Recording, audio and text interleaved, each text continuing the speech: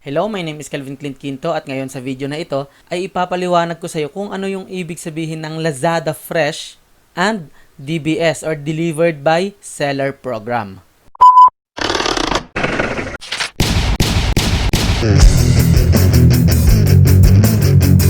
Hello again, my name is Calvin Clint Quinto of PinoyPrenneurPH.com.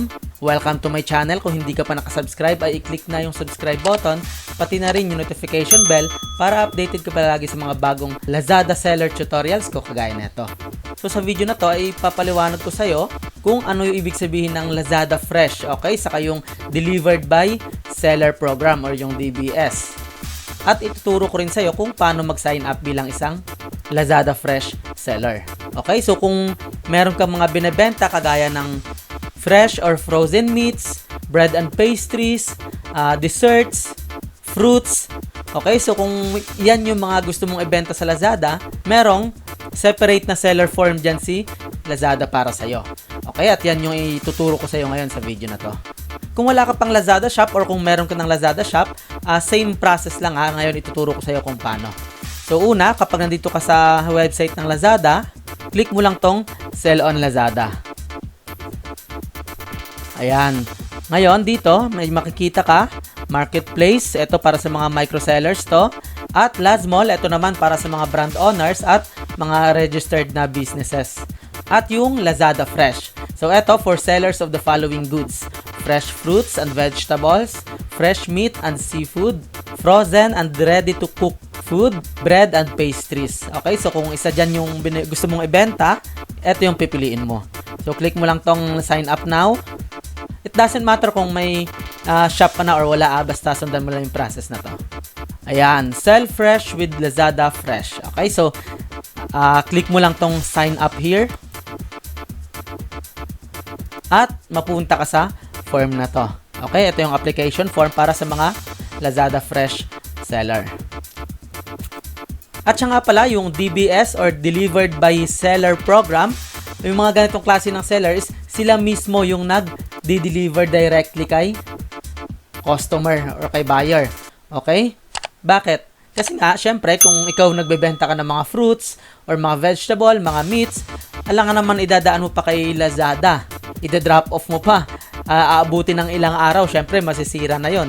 Diba? Kaya merong ganitong program si Lazada para pag may order sa'yo, ikaw na mismo directly yung mag-deliver kay customer or yung chosen na courier mo. Okay? Basta kailangan within, dapat, syempre, one day may deliver na yung ganitong klase ng mga pagkain, diba?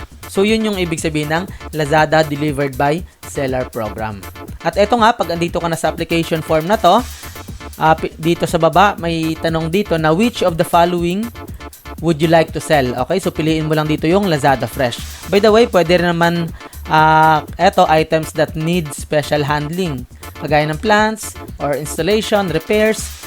Meron din namang bulky or large items. Ito naman, kagaya ng mga large appliances, furniture and fixtures, large equipment or items na more than 20 kilograms. Then, special home services.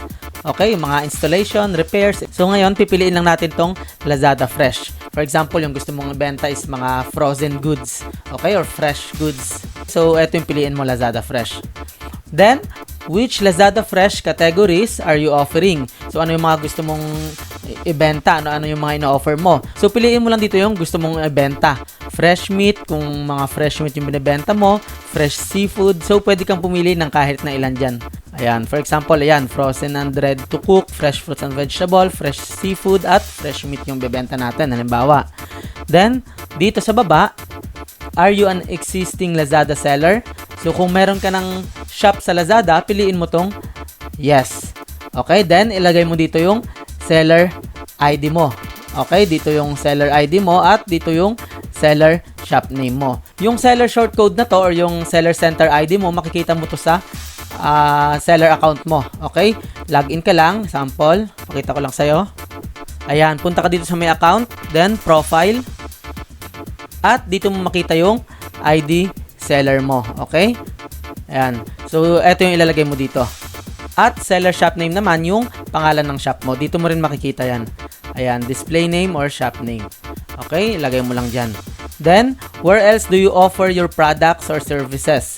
Choose all that applies. So, saan mo pa ba binebenta yung mga products na gusto mo ring ibenta sa Lazada?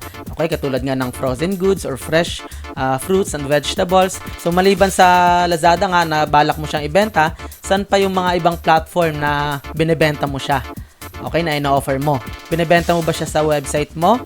May sarili ka bang website or sa Facebook, sa Instagram, okay, retail. Kung wala dito sa listahan na to, click mo lang tong other at lagay mo dito. Okay, kung saan mo siya binebenta. Then, how did you hear about Lazada Fresh or yung delivered by seller program? Saan mo narinig? Search on Google, saw an ad on Facebook, saw an ad on Instagram, hear it from friends or family, saw it on the Lazada page or other. Kung dito mo napanood to, sa video na to, click mo lang tong other at ilagay mo lang dito yung URL link ng video na to. Okay, pwede mo ilagay dito. Kasi nga dito mo naman talaga nalaman kung nung pinanood mo to.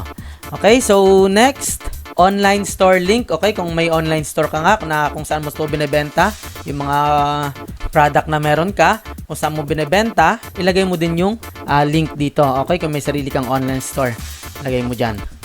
Then, which kind of delivery team do you have? So, meron ka bang sariling delivery team? Or gagamit ka ng mga third-party logistics, kagaya ng Grab, Lalamove, Angkas? Okay? Or gusto mo bang gamitin pareho?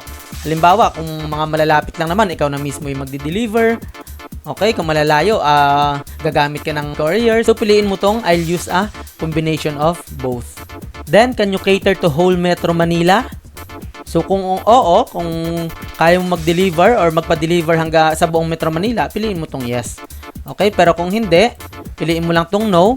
Then, piliin mo yung mga area lang na kaya mong ma-deliver. Okay? Yung product mo. So, dito yon. Pili ka lang dyan. Pag yes naman, okay, tatanungin ka kung which city are you located. Kung taga-saan ka. Okay? Kung saang syudad ka. So, piliin mo rin dito. Then, next is, eto na, yung pangalan mo, last name mo, then, email address mo at contact number. Then, sa account type, piliin mo lang tong individual. Pero kung registered business ka naman, pwede mong piliin tong corporate. Ayan, please make sure you have active business license, okay, in order to sell on Lazada as a corporate. Pero kung wala pa naman, nagsisimula ka pa lang, piliin mo na lang tong individual. Then, basahin mo tong mga to. Okay, basahin mo isa-isa yan. Then, pag okay sa'yo, click mo na tong box. Ayan. Then, next is, submit mo na yung form. Then, after nyan, hintayin mo na lang na kontakin ka ni Lazada via phone or email. Okay, kung ma-approve yung application mo bilang isang Lazada Fresh seller. Okay, so yun lang. I hope na meron kang natutunan sa video na to. Huwag mo kalimutan i-click yung subscribe button, pati na rin yung notification bell para updated ka palagi sa mga bagong tutorials ko kagaya nito. At syempre, kung may natutunan ka sa video na to, i-click mo rin yung like button at i-share mo na rin para meron pa tayong ibang matulungan. At kung may mga katanungan ka, mag-iwan ka lang ng comment sa ilalim ng video na to at susubukan kong sagutan lahat yan. At meron ding link sa ilalim ng video na to, okay? Nakalagay dyan, more Lazada seller tutorials. So, click mo lang yung link na yan.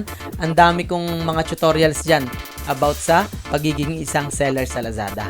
So, yun lang. Again, this is Kelvin Clint Quinto from PinoyPrenneurPH.com. See you on my next video.